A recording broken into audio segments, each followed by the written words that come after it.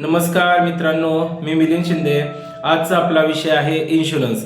इन्शुरन्सचे मुख्यत्वे दोन प्रकार पडतात। त्यामध्ये एक आहे जनरल इन्शुरन्स आणि दुसरा आहे लाईफ इन्शुरन्स।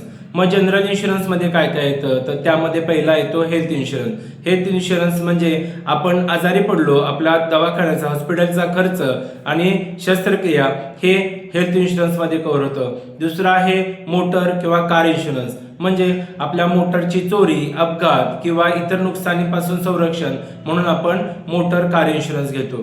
तिसरा आहे फायर इन्शुरन्स, म्हणजे अचानक लागलेल्या आगीमुळे, शॉर्ट सर्किटमुळे होणारे नुकसान हे टाळण्यासाठी आपण फायर इन्शुरन्स घेतो। होम इन्शुरन्स, घरामध्ये होणारी चोरी किंवा नैसर्गिक आपत्तीमुळे होणारे नुकसान यासाठी आपण होम इन्शुरन्स घेतो। त्यानंतर ट्रॅव्हल इन्शुरन्स।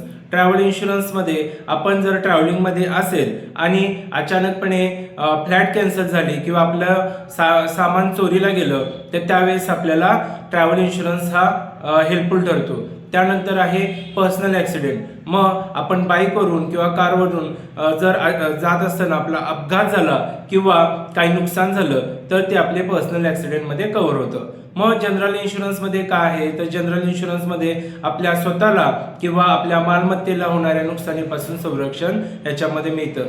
दुसरा आहे भाग तो म्हणजे लाईफ इन्शुरन्स। मग लाईफ इन्शुरन्समध्ये सुद्धा बरेचसेच पॉलिसी आहेत। टर्म प्लॅन आहे, युलिप प्लॅन आहे, एंडोमेंट प्लॅन आहे, मनी बॅक प्लॅन आहे, असे बरेचसेच प्लॅन आहेत। मग लाईफ इन्शुरन्स काय करतो तर लाईफ इन्शुरन्स आपली स्वतःची म्हणजे व्यक्तीची लाईफ ही सेव्ह करत असतोय। मग ह्यातले महत्त्वाचे कोणते? मोटर कारचा तर आपण घेतोच, पण आपल्या दृष्टिकोनातून हेल्थ इन्शुरन्स आणि टर्म इन्शुरन्स हे दोन फार महत्त्वाचे आहेत। कारण हेल्थ इन्शुरन्स असेल तर आपल्याला येणारा अचानक दवाखान्याचा खर्च आपण टाळू शकतो, आणि दुसरा आहे टर्म इन्शुरन्स, म्हणजे आपल्या फॅमिलीचे प्रोटेक्शन।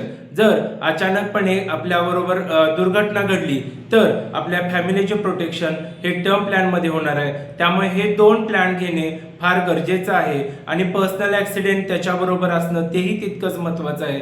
जर ते नसेल तर तुम्ही बचत करून ठेवलेल्या किंवा गुंतवलेल्या ज्या सेव्हिंग्ज आहेत त्या तुम्हाला एक ना एक दिवस अचानक प्रसंगी तोडावे लागतील, आणि जर ते नको असेल तर तुम्ही हेल्थ प्लॅन, टर्म प्लॅन आणि पर्सनल ॲक्सिडेंट घेणं हे फार गरजेचं आहे।